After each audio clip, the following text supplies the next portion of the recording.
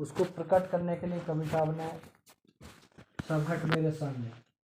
कबीर साहब कहते हैं कि सभी जीव आत्मा के अंदर वही परमात्मा बैठा है, लेकिन जिसने प्रकट कर लिया उसकी बलिहारी है।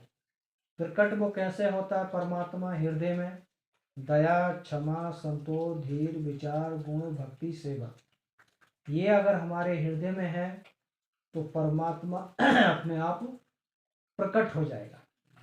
प्रकट मतलब परमात्मा की जो पावर, ऊर्जा है, जो लक्षण है, वो आदमी के अंदर प्रकट होने लगेंगे। उस परिभाषा में वो किसी का भी बुरा नहीं करेगा, सबकी भले की बात करेगा, करुणा की बात करेगा, प्रेम की बात करेगा, मानवता की बात करेगा। जब ऐसे भाव आएंगे तो सोच लो उसने अपने हृदय में परम तत्व परमात्मा को प्रकट कर लिया। वो प्रकट ना होने का संदेश, अगर उसके हृदय में काम, क्रोध, लोभ, मोह, अहंकार है, ये चीजें हैं, तो उसके हृदय में परमात्मा अंश तो है, लेकिन उसने अपनी विकार रूपी चादर से उस परमात्मा सत्ता को दबा रखा है। इसलिए उस परमात्मा ऊर्जा की सत्ता को वो जान नहीं पा रहा। इसलिए जीवन में धन बहुत है उसके, लेकिन फिर भी दुखी है। और जिसने परमात्मा को सत्यता की दृष्टि से जाना है, धन भले से ही बहुत कम है, लेकिन वो उसमें संतुष्ट है, खुशी है। तो जिसको कबीर साहब ने कहा कि जो इस लेवल से चलेगा तो उसको परमात्मा मिलना बहुत सरल है। वो सत्य के लेवल से हट के असत की तरफ जाएगा तो नहीं मिल सकता ना। हमको चाइना बॉर्डर जाना है, तो चाइना बॉर्डर के मार्ग पर ही हमको जाना होगा। उधर ना जाके हम इधर न्यू जलपाईगुड़ी के लिए जाने लगेंगे तो चाइना इधर से उठ के इधर तो आ नहीं सकता, है ना। ऐसे ही हमारे कर्म का सिद्धांत है, हम जैसा कर्म करेंगे वैसे ही रास्ता हमको बनता चला जाएगा। हम भक्ति करने लगेंगे तो भक्ति में हमारा मन लगने लगेगा, वो भक्ति करना बहुत अच्छा लगेगा। और जब भक्ति से हम मन मोड़ लेंगे तो फिर भक्ति में मन भी नहीं लगेगा। तो ये हमारी एक प्रतिक्रिया है, हमारे बॉडी के सेल हैं। जिस दिशा में हम काम करेंगे वही दिशा में हमारी बॉडी के सेल भी काम करने चालू कर देंगे। जैसे हम किसी का भला सोच रहे हैं तो आंखों से उसका प्रति भला सोचेंगे, उसके हमारे हाथों के, पैरों से, बॉडी से उसके प्रति सब दया के भाव निकलने लगेंगे। हमारी बॉडी के सेल उसी दिशा में काम करने लगेंगे। क्योंकि कबीर साहब ने संसार में ढूंढने की, परमात्मा की बात नहीं की है, हृदय में अपने आत्म जानने की जरूरत की है, जिसको आत्मा से परमात्मा की खोज कहते हैं। तो उसको जानने के लिए कबीर साहब ने सत्य को फोकस किया। आया जगत में दो काम कर ले, हटा दीजिए उनको, मतलब को दिक्कत हो रहा है। हाँ, उसका वाइब्रेशन से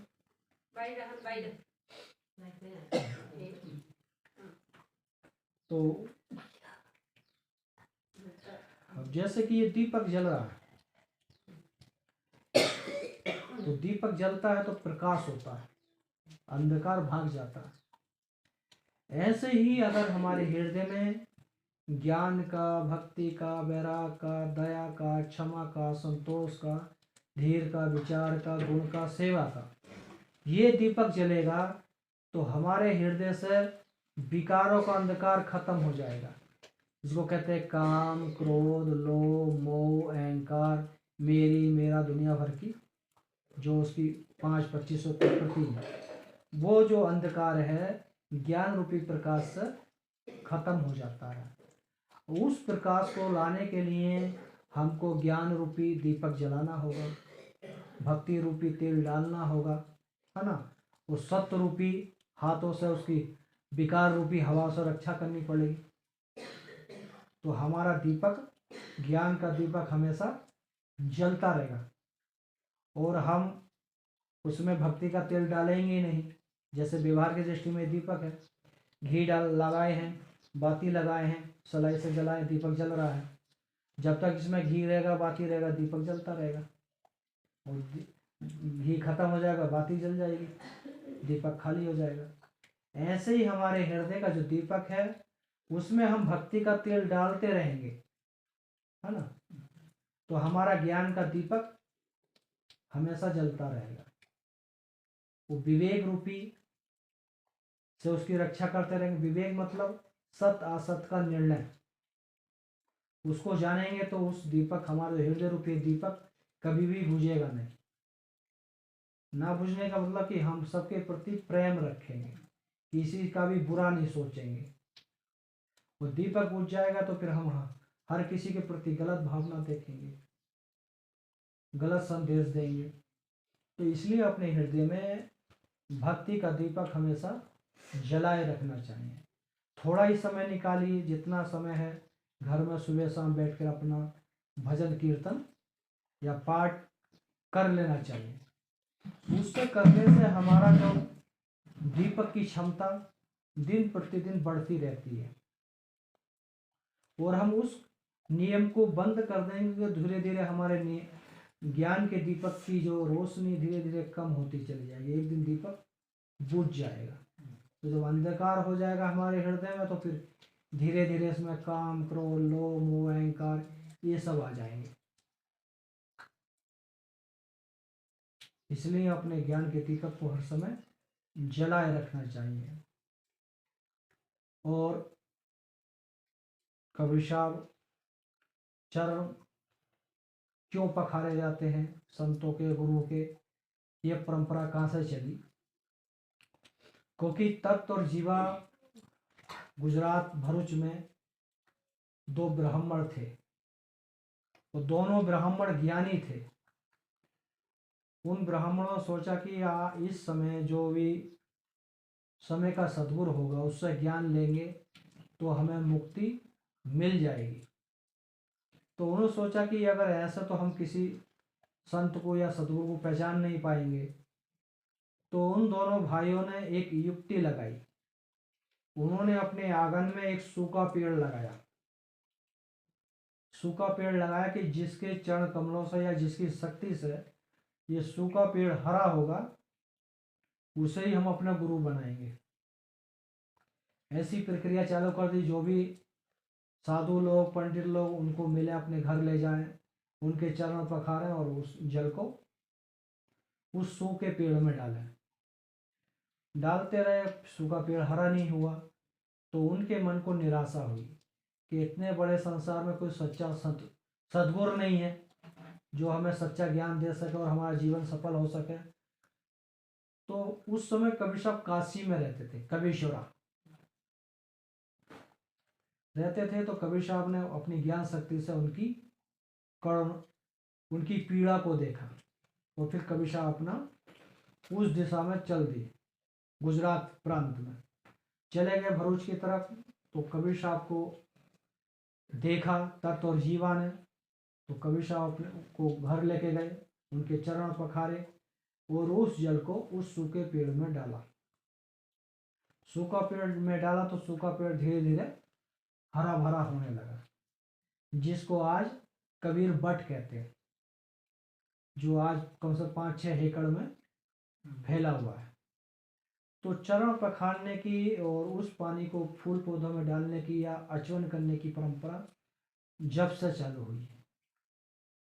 तो आज वो कबीर बट वहाँ भरूच में आज भी जीवित है, काफ़ी एरिया में फैला है। तो वही कहते कि अगर हम अपने सूखे पौधा में रोज हम ज्ञान का पानी डालते रहेंगे, भक्ति का पानी डालते रहेंगे, सेवा का पानी डालते रहेंगे, करुणा का पानी डालते रहेंगे, प्रेम का पानी डालते रहेंगे, तो उस पेड़ की तरह हमारा जो सूखा पेड़ हृदय भी एक दिन हरा भरा हो जाएगा सद्गुरु की भक्ति में।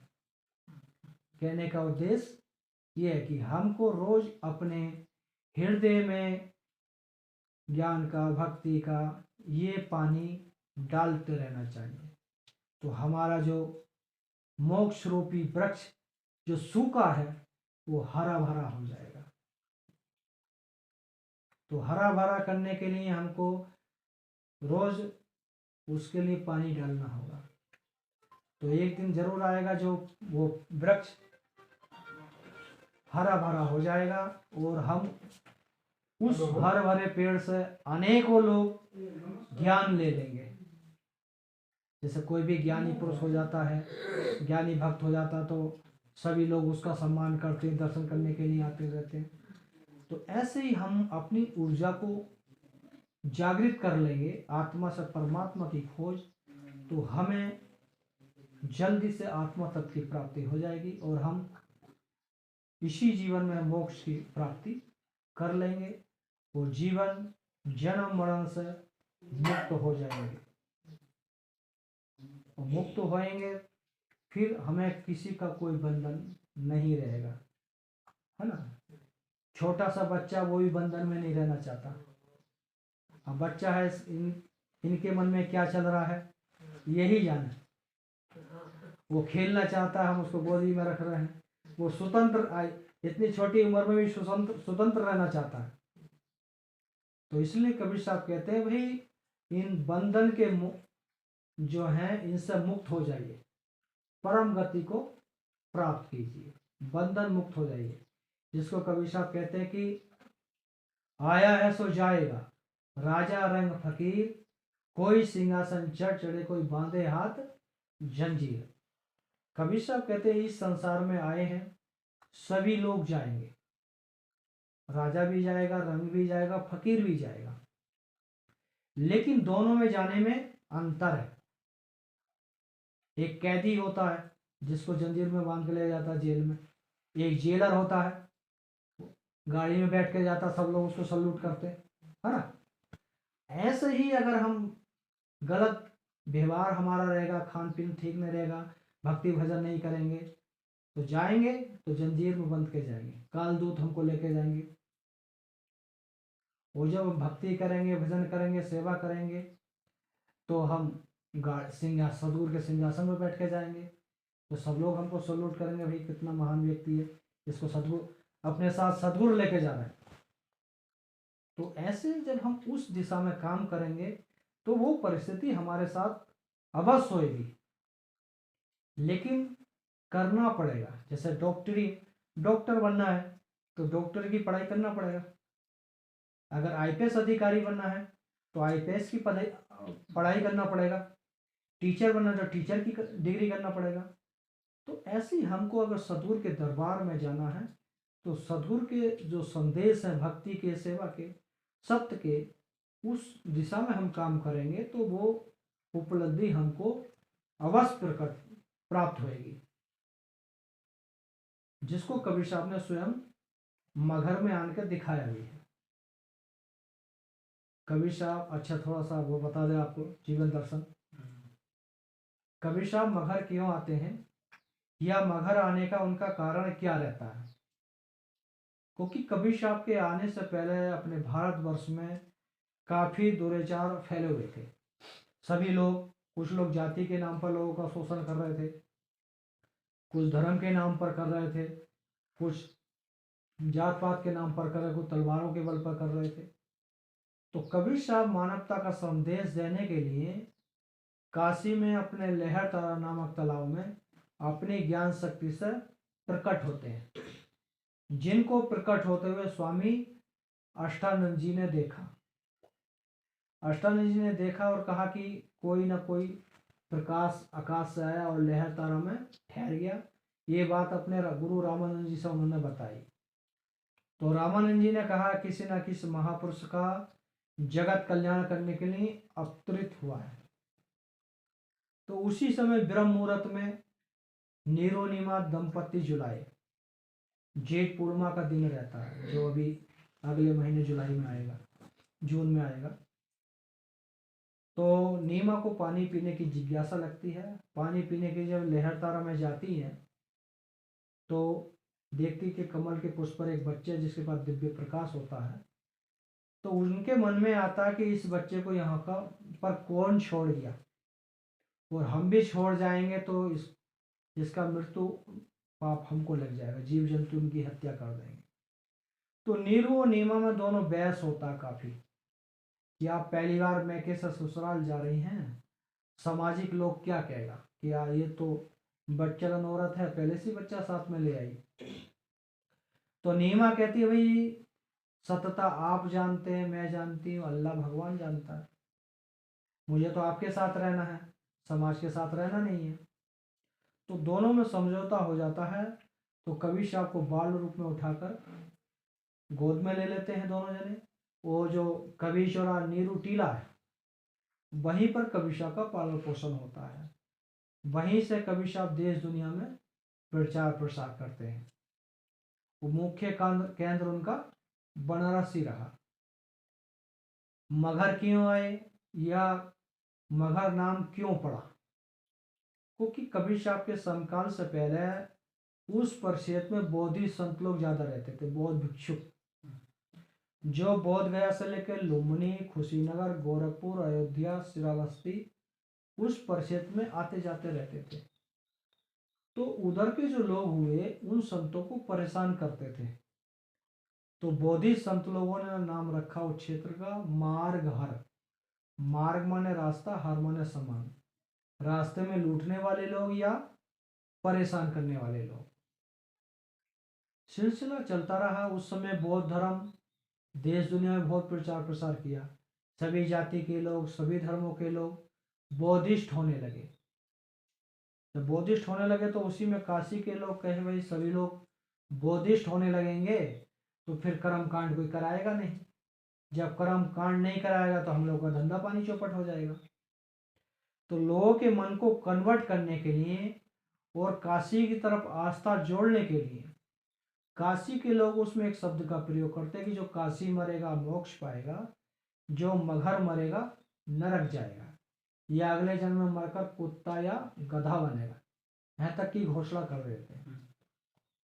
तो मगहर के जो क्षेत्र के लोग होते हैं उधर के उनकी बात पर विश्वास करने के बाद धीरे धीरे लोग काशी में जाकर शरीर त्यागने लगते, इसको काशी करवट कहा जाता है। परंपरा चालू हो जाती है, लोग काशी जाने लगते हैं। तो कबीर साहब के आने से पहले उधर मगहर क्षेत्र में और भी संत आते हैं, जो बुजुर्ग संत होते हैं, पानी मांगते हैं, पानी की जगह उनके बर्तन में मिट्टी या धूल भर के दे देते हैं उधर के पशु चराने वाले चारागाह लोग। तो उन संतों के मुख से शब्द निकल जाता है कि आज से क्षेत्र में सूखा पड़ेगा या धूल उड़ेगा। उस समय के बाद धीरे धीरे वर्षा कम होने लगती है। वर्षा कम होने लगती है तो खेती बाड़ी नहीं होती, जनता परेशान होने लगती है। तो काफी उपचार भी किए जाते हैं, सभी धर्मों के अनुसार पूजा पद्धति की जाती है वर्षा के लिए, लेकिन फिर भी बारिश नहीं होती। फिर वहां का जो राजा होता है जनता दरबार लगाता है। वो जनता दरबार में सभी परंपराओं के साधु संत लोग आते हैं। तो साधु संत लोग कहते भी हम लोगों में इतनी शक्ति नहीं जो वर्षा करा सके, लेकिन काशी में कबीर साहब रहते हैं, अगर उनके पास जाएंगे कुछ ना कुछ समस्या का निदान हो जाएगा। फिर वहां का जो राजा होता है अपने साथियों साथ लेकर कबीरचौरा बनारस जाते हैं। वो पूरी व्यवस्था बताते हैं कि कुछ लोगों ने साधु संतों को सताया, उनकी वाणी वचन से क्षेत्र में सूखा पड़ा, जनता परेशान है। तो कुछ संतों ने कहा कि आपके चलने पे या वहां रहने पे वर्षा हो सकती है। तो कबीर साहब कहते हैं हमारे चलने पे या वहां रहने पे वर्षा हो सकती है, तो हम अवश्य चलते हैं। तो जैसे ही कबीर साहब काशी से मगहर के लिए चलते हैं, उस समय के काशी के लोग वही बात कबीर साहब के सामने रखते हैं कि आपका वृद्ध शरीर है, वो आप ऐसी जगह जा रहे लोग मरने के बाद नरक जाते हैं, और ऐसी मातृभूमि को छोड़कर जा रहे लोग मरने के बाद स्वर्ग जाते हैं। तो कबीर साहब सोचते हैं कोई अनपढ़ व्यक्ति का है, कोई बच्चा का है तो ठीक है, और इन लोगों के अनुसार मैं भी अपना शरीर काशी में ही त्यागा, तो मेरे जाने के बाद काशी के लोग कहेंगे कबीर साहब भी मुक्ति पाने के लिए काशी में ही शरीर त्यागे हैं। तो इन लोगों का समाज में पाखंड का विस्तार और ज्यादा हो जाएगा। तो कबीर साहब निर्णय लेते हैं कि मैं अपना शरीर काशी में त्याग कर मगहर में ही त्यागूंगा। तो वहां पर एक वाणी बोलते हैं कबीर साहब को उन लोगों को समझाने के लिए, क्या काशी क्या ऊषर मगहर, जो हृदय राम बसो हो मोरा, जो काशी तजे कबीरा फिर राम ही कौन नहीं हो रहा। कबीर साहब कहते हुए जिसने हृदय से परमात्मा को जाना है, सदगुरु को जाना, कहीं मरेगा मोक्ष पाएगा। खाली काशी से ही में ही मरने से मोक्ष मिलता है, फिर तो किसी भगवान की कोई जरूरत ही नहीं रही। तो कबीर साहब उस पाखंड को खत्म करने के लिए, भक्ति की शक्ति को दिखाने के लिए काशी छोड़कर मगहर आ जाते हैं। तो कबीर साहब का नाम सुन के गोरखपीठ के गोरखनाथ संत भी आते हैं, जो उस समय वर्तमान समय में रहे होंगे। तो गोरखनाथ जी के मन में आता, अभी काशी से कबीर साहब को बुला के लेकर आए, ये लोग हमारे पास नहीं आए पानी तो हम भी दे सकते थे। तो कबीर साहब उनकी भावनाओं को समझ जाते हैं।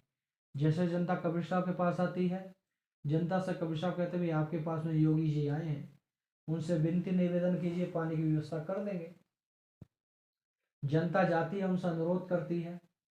तो गोरखनाथ जी अपनी ज्ञान शक्ति से पैर लगाते, कुछ पानी की शोध क्रिया चलता है। तो जनता कहते हुए इतने पानी से पूरे समाज की व्यवस्था नहीं हो सकती। तो गोरखनाथ जी कहते हैं जितने मेरे अंदर शक्ति थी लगा दी, इससे ज़्यादा मैं कुछ नहीं कर सकता। उसके बाद फिर जनता फिर से कबीर साहब के पास ही आती है। तो कबीर साहब अपने ध्यान में जाते हैं, अपनी ध्यान शक्ति के आधार से वर्षा कराते हैं। इतनी वर्षा होता है जो नदी नाले सूखे रहते हैं या अमी नदी सूखा रहता है, उसमें ही पानी रीति चलने लगता है। उस समय के बाद इस क्षेत्र में वर्षा प्रारंभ हो जाता है। फिर 5 संतों का मिलन होता है, कबीर साहब, नानक साहब, गोरखनाथ, केशवदास, संत रविदास। उसके बाद फिर कबीर साहब अपना झोपड़ी बनाकर मगहर में समाधि मंदिर पर वहीं पर रहने लगते हैं, ऊंचा टीला देख के रहने लगते। तो संत जन भक्त जन उनसे मिलने के लिए आते जाते रहते हैं। ज़्यादा भीड़ होने लगती तो पीछे में वहाँ एक गुफा है, जहाँ कबीर साहब एकांत में बैठ कर अपना ध्यान करते हैं या चिंतन करते हैं। जब उनका जाने का समय होता तो पूर्ण तिथि बता देते हैं। जो भी ज्ञानी संत होते हैं, ये ज्ञानी भक्त होते हैं, उनको अपनी ज्ञान शक्ति से पता चल जाता है किस दिन मेरा शरीर छूटेगा। तो कबीर साहब भी बता देते हैं। तो उस तिथि पर बनारस के राजा वीर सिंह बघेल भी आते हैं, बिजली खां पठान भी आते हैं और अन्य संतजन भक्तजन उपस्थित होते हैं। तो कबीर साहब कहते भी हमारा अब जाने का समय है, हम झोपड़ी में जा रहे हैं। जब तक आप लोगों को लगे कि हम जीवित हैं, जब तक झोपड़ी नहीं खोल के देखना। जब आप लोगों को लगे कि हम चले गए तो झोपड़ी खोलकर देख लेना। इतना कहने बाद कबीर साहब झोपड़ी के अंदर चले जाते हैं, झोपड़ी बाहर से बंद करा देते हैं। जब तक लोगों को लगता है कबीर साहब जीवित है, कोई विचार नहीं किया जाता। जब लोगों को लगता है कबीर साहब चले गए तो खोलने का विचार किया जाता है। तो खोलने से पहले ही दोनों धर्मों में उनके देह संस्कार को लेकर विवाद खड़ा जाता है। हिंदू राजा कहते हैं हमारे गुरु थे, हम इनको समाधि दे के मंदिर बनाएंगे। मुस्लिम राजा कहते हैं नहीं हमारे गुरु थे, हम इनको दफना के मजार बनाएंगे। यही दोनों में टकराव चलता रहता है। कोई भी किसी की बात को सुनने के लिए तैयार नहीं होता। तो दोनों में निर्णय होता कि युद्ध करेंगे, युद्ध में जो जीतेगा वही उनका देह संस्कार करने का अधिकारी रहेगा। इतनी बात आती है, दोनों समाज के राजा आमने सामने तलवार लेकर तैयार हो जाते हैं। तो उसी परिस्थिति में उस विवाद को खत्म करने के लिए आकाशवाणी होता, खोलो पर्दा है नहीं मुर्दा, युद्ध में थ्या तुम कर डाली। सुन के वाणी अचन निशानी, देख निशानी कर डाली, रोबे परमीना हाथ में दचीना। जब आकाशवाणी होता दोनों लोग विमर्श करते हुए झगड़ा बात को करेंगे। पहले झोपड़ी खोलते हैं, झोपड़ी खोल कर देखते हैं तो जिसकी जगह फूल और चादर मिलता है, शरीर नहीं। उसी से हिंदू राजा समाधि मंदिर बना देते हैं और मुस्लिम राजा मजार बना देते हैं। झगड़ा दोनों का समाप्त हो जाता है। कबीर साहब अपनी ज्ञान शक्ति से आते हैं, अपनी ज्ञान शक्ति से चले जाते हैं। क्योंकि कबीर साहब ने कहा कि ज्यों की तो धरदीनी चंदरिया झीनी रे झीनी। कबीर साहब अपनी ज्ञान शक्ति से आए, अपनी ज्ञान शक्ति से चले गए। ऐसे ही अगर हम भी कबीर साहब के सिद्धांत पर चलेंगे, उनके उद्देश्य पर चलेंगे, तो हम भी उस परम तत्व को प्राप्त